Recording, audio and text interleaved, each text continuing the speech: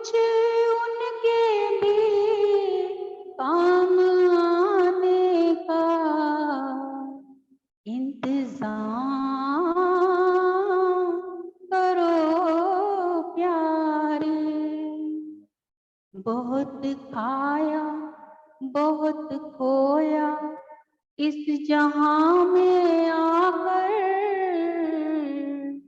कुछ तो ढूंढने का भी काम करो प्यारे।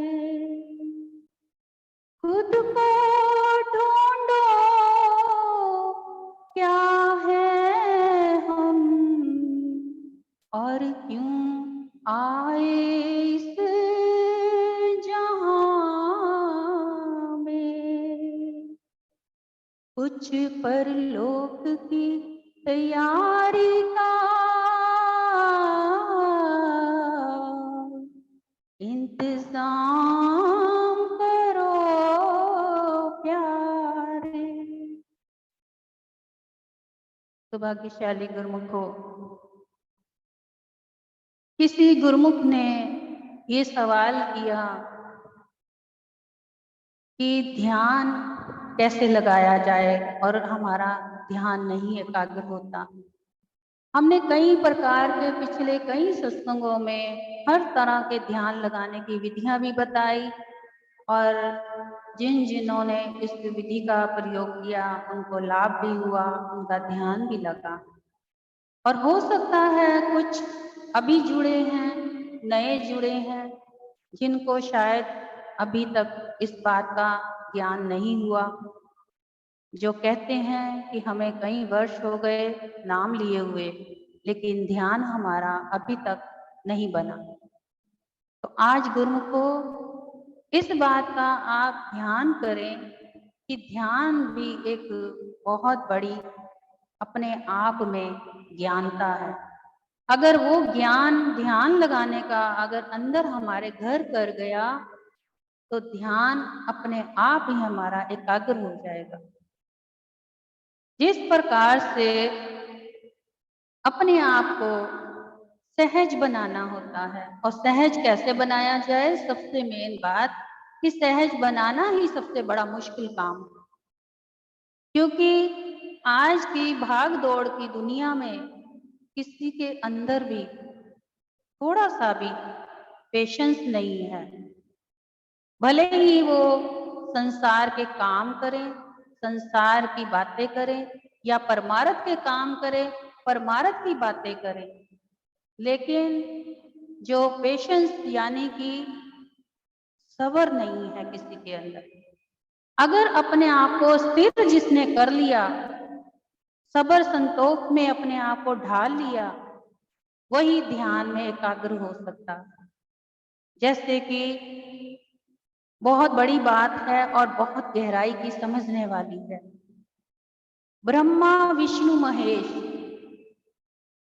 ये और जैसे रात और दिन, दुख और सुख, खुशी और गम। अब इसमें देखा जाए तो ब्रह्मा विष्णु महेश का सबसे बड़ा रोल क्या आता है।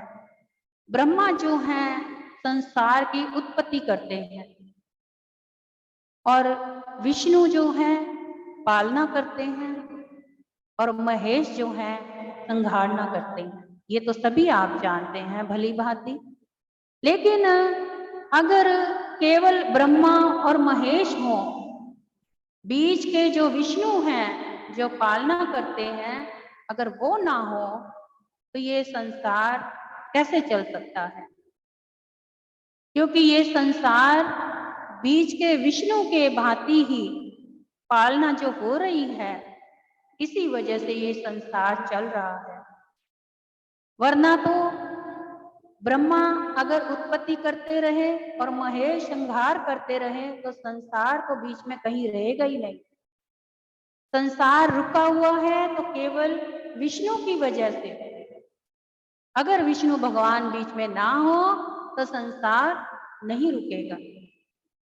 इसी प्रकार से सुख और दुख,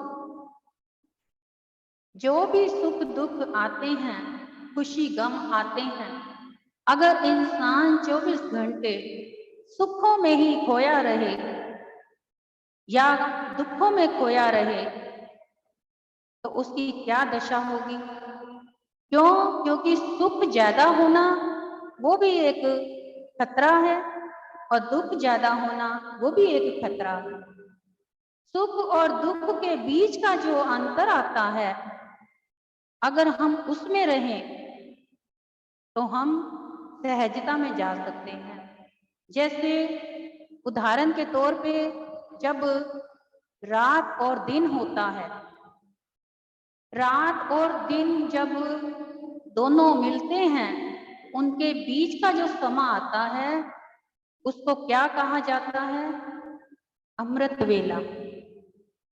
वही वेला अमृत वेला होता है। और उस रात और दिन के बीच का जो टाइम है, उस समय वो समा ऊर्जावान होता है। इसीलिए बड़े बड़े संत महापुरुषों ने अमृत वेले को बहुत बड़ी महत्वता दी है। जिसने अगर अमृत वेला संभाला है, अमृत वेले पे ध्यान लगाया है, उसका ध्यान अपने आप धीरे धीरे अपने सही स्थान पर टिकना आरंभ हो जाता है।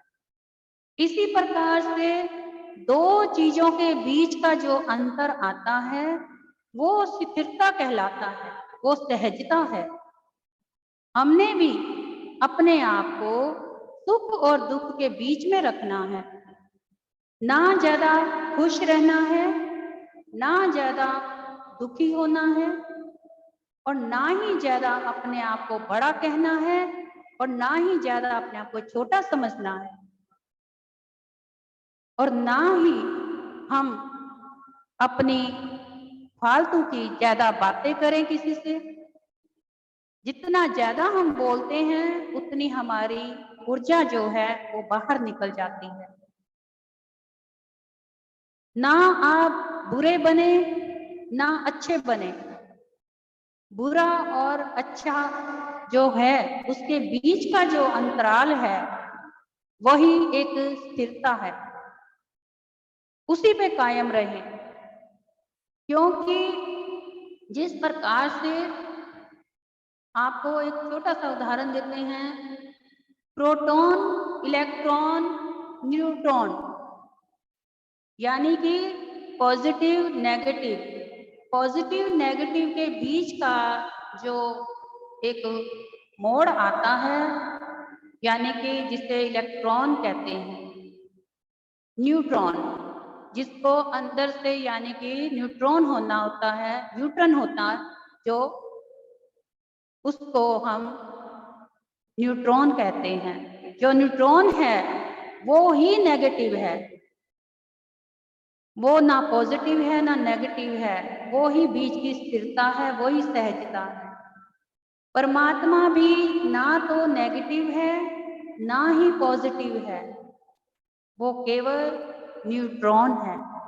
यानी कि वो नेगेटिव और पॉजिटिव के बीच का सफर है जिसमें वो स्वयं बैठा है। इसी प्रकार अगर कोई गुरुमुख जब ध्यान लगाता है तो अपने तीसरे तिल पर, दोनों अपनी बाहों के बीच में जो जगह है तीसरे तिल की, वहीं पर उसका अंदर अगर गहराई ध्यान लगाया जाए तो धीरे धीरे वहीं एक चमकता हुआ बिंदु नजर आए, अगर उसमें गहराई का ध्यान गहरा किया जाए। अगर उसमें दोनों यानी कि नेगेटिव और पॉजिटिव के बीच का हमने अंतर को पकड़ना है। इसी प्रकार हमारा तिल जो है तीसरा तिल, वो बीच का सेंटर पॉइंट है। उसी सेंटर पॉइंट के बीच को हमने अगर पकड़ लिया, उसी की अगर हमने पकड़ बना ली, उसी में परमात्मा के दर्शन है। वही हमारी आत्मा है, वही परमात्मा है, वही साक्षात परमात्मा स्वयं हमारी आत्मा हमें दर्शन देती है। और दूसरी बात कि अपने कर्मों पे सबसे पहले केंद्रित हों कि हम अपने कर्म कैसे कर रहे हैं।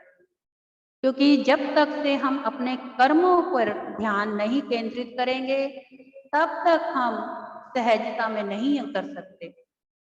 सहजता भी उसी के अंदर स्थिर होती है जो अच्छे बुरे कर्मों से अच्छे से जान करके अपना ध्यान करते हुए जीवन को व्यतीत करते हैं।